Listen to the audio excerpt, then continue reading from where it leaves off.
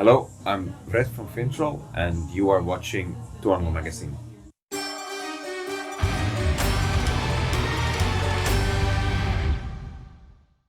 I'm pretty good, it's been a long couple of weeks with all work for the new album, and actually yesterday we finished the music video that I've been in planning for a long time right now, and I'm sort of still a little bit, in half in the production of the music videos. I'm a little bit, how to say, I'm trying to disconnect myself from it right now. But yeah, no, I'm good. I'm good. A little bit, we had a long day yesterday. Yeah. This is sort of nostalgic for me because the first video that I did with FINNTROLL, Nedgång, was actually filmed in the same location as this one. So we actually went back to Svartberg, the Mustavuori, here in Helsinki, or outside of Helsinki. And so yeah, it's gonna be cliffs and lots of forest landscapes, and it actually looks really cool. The material is really nice. Lots of stuff on this new album is sort of nostalgic for all of us, and this is also actually going back to 10 years ago, and Vredesvävd, it's actually the same persons that were behind that one that did this one as well.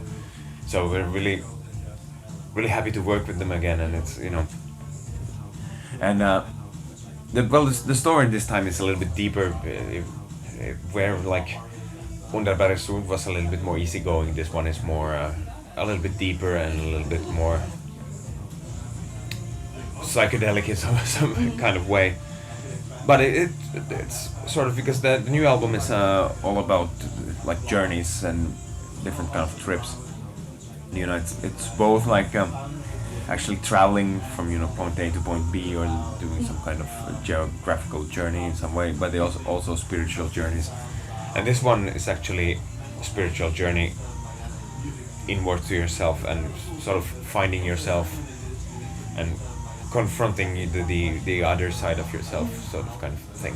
It's weird because we were still, last year we were still looking for that red thread, and it's like with the band, for example, last album Vredesvävd, when we wrote the song Vredesvävd, we found that red thread, and sort of the album afterwards it sort of wrote itself, and we went back with some of the songs we had from before and rewrote, and this time finding that red thread was the trouble, and that's one of the reasons why it took so long, because we had so many threads, everybody was pulling in their own threads, and we couldn't find the sort of like common ground. The album would have been, it was sort of like bipolar. It's a really schizophrenic album was gonna happen, but when we made the song Att döda med en sten, then sort of everything opened up, like this is what we're gonna do. So this time actually the red thread was actually going a bit back to the roots, kind of thing. For example, in Nifelwind we had the orchestration that was the big orchestras. That was the red thread on that album. And Vredesvävd had the swing kind of brass section that we had throughout the album, and this time actually the red thread was going back to a little bit like I'm talking about lots of nostalgia here, but still like me and Trollhorn that grew up with 90s melodic black metal, and actually the red thread was going back to symphonic or like keyboard-based black metal from let's say like end of 90s, beginning of 2000s, and that was actually the red thread on this album to go a little bit back to our roots, and also to the roots where we musically come from. Well, for example, I saw lots of comments about the song Ormfolk, and that's everybody said this song could, if it would have the same sounds, it would fit perfectly on Jaktens Tid, and also there was sort of, it wasn't on purpose, but we thought that as well when we made that song, that's like, it's so like the song Skogens Heaven or something like that from Jaktens Tid album. So yeah, this 7 last years have been quite a journey as well, and we have had to rethink quite a lot, and for the first time in 15 years, some of us actually had to consider having a job and stuff like that. So yeah, so it's been kind of situations have changed quite a lot, and yeah.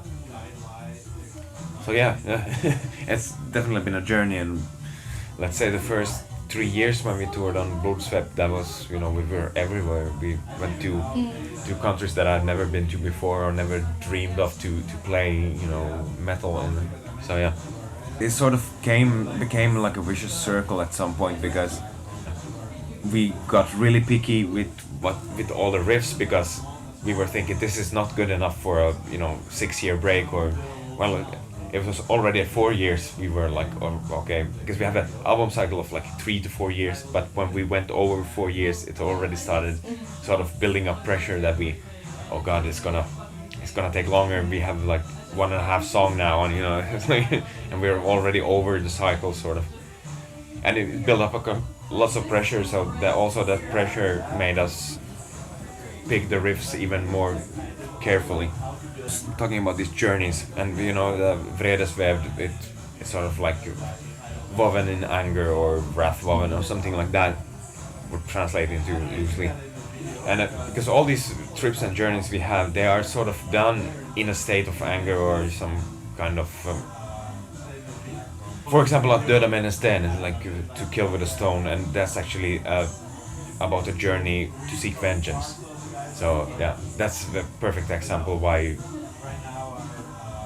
it's like the journeys are done in anger, or like woven in anger, these stories. So yeah, it's way more back in time. It's thousands of years back in time actually. And for example, the song Forsen is based on these kind of really many thousand years old cave paintings. So it's way before. So it's really old shamanism. For example, Katla is doing quite a lot of that kind of stuff from nowadays. He's practicing a lot, and well, some of these songs are sort of based upon his visions and his experiences with the trade. FINNTROLL has never been about trolls drinking in a forest that people seem to think that it's all about. It's actually, the lyrics, if you read them, they are always been pretty gruesome stories, and they're pretty serious in that way. Of course, there's a sort of a little bit of tongue-in-cheek kind of attitude in them, but still it's not, it's I really hate the term, because nowadays there's lots of bands that call themselves party metal, and we don't really want to have anything to do with that, Yeah. We started about 5 years ago. For example, Forsen is one of those really those like first tracks we did, and it's changed form like many times, but so it's probably, the intro riff is probably around 2015, something like that. That was the first sort of full song we did, and then Ylaren, the last track, that first half of the song is sort of the second song we wrote maybe 5 years ago as well. So yeah. But the thing was, finding that red thread was the trouble, and it was really weird, the material we wrote back then. But when the actual process started was actually it got serious last summer, because I had an interview. We were in some festival, and it was actually, I had an interview, and they asked me, so when are you gonna do a comeback with FINNTROLL? And I said, what? We never, we never left, but yeah, we haven't done it. Yeah, we have done any new music, but we have been touring a lot. So, but if the mindset is that people are actually forgetting about us and hoping for a comeback, then we need to change something. Yeah. And I talked to the guys and said, we need to have an album out in 2020, or I'm gonna get more of these kind of questions when when we're gonna do a comeback, and then we're gonna be has-been. So I actually got the green light from the guys, and I sent a long email to our record company and asked them for a deadline so we can actually have the album out this year. And they gave me I think it was 8 months into the future or something like that, and then we actually started really writing, and it sort of wrote itself in a little bit under half a year. We actually got everything. But yeah, there's something, you know, with deadlines.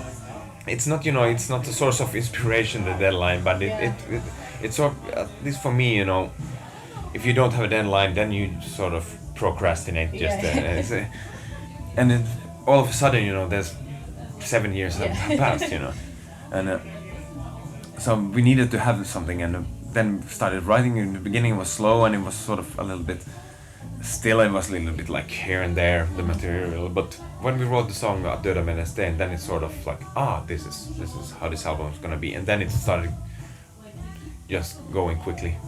It was hard work, of course, but no, I think it's really good this way. And well, we had lots of, you know, we had half songs, we had 2 or 3 riffs that fit together, and we had skeletons for quite a lot of songs, but we needed to just put some meat on it and you know, and make them into songs.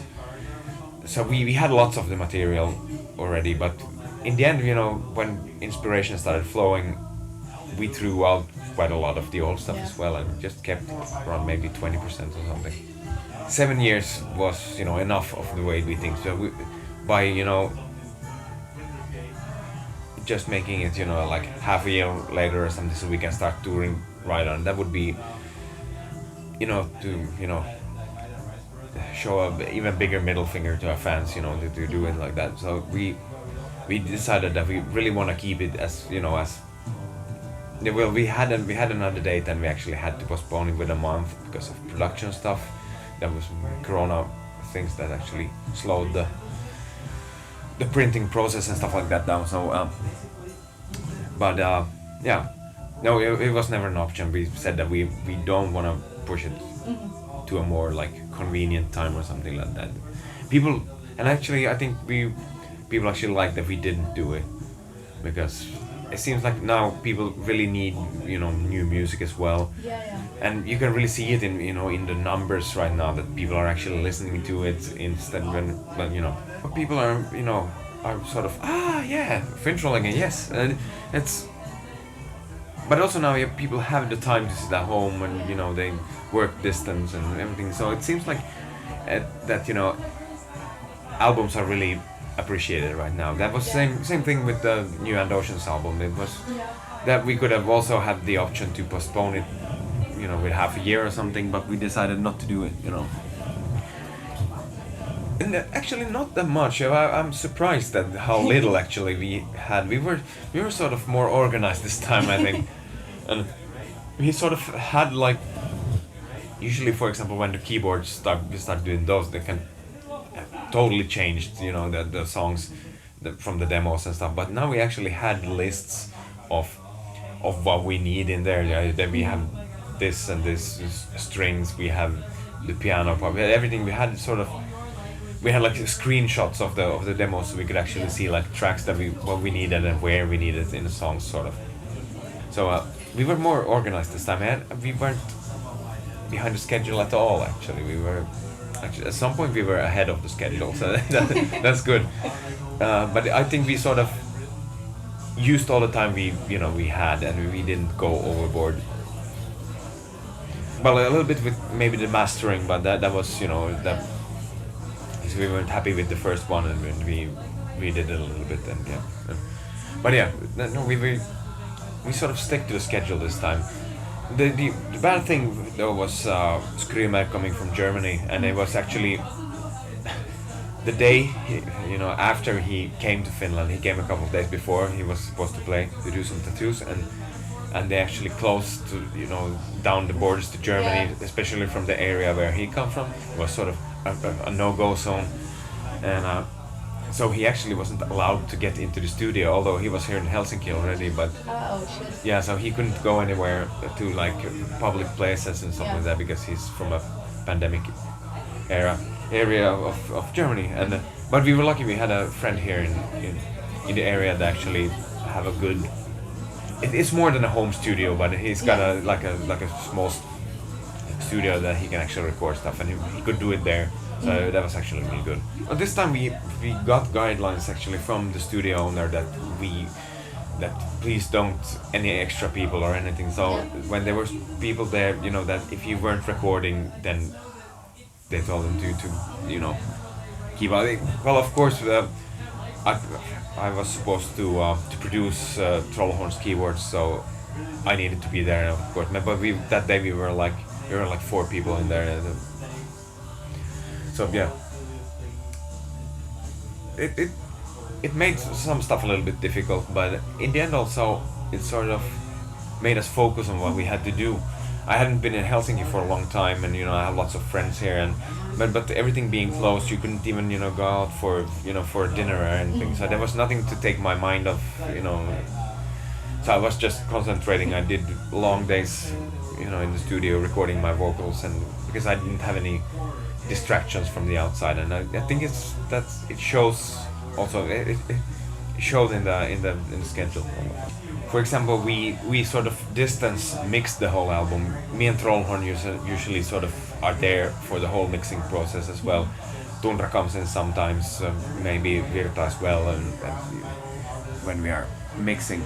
But this time we had to do it in a different way, so we actually sort of streamed the studio's computer to our workstations at home. So we actually sort of sat at our own mixing stations and our own and we could follow a stream from the studio, and that's something that actually, because going to the studio every day, and especially now that I don't live in Helsinki anymore, I need some to be away from home for a long time to just mix a couple of hours every day. It's not.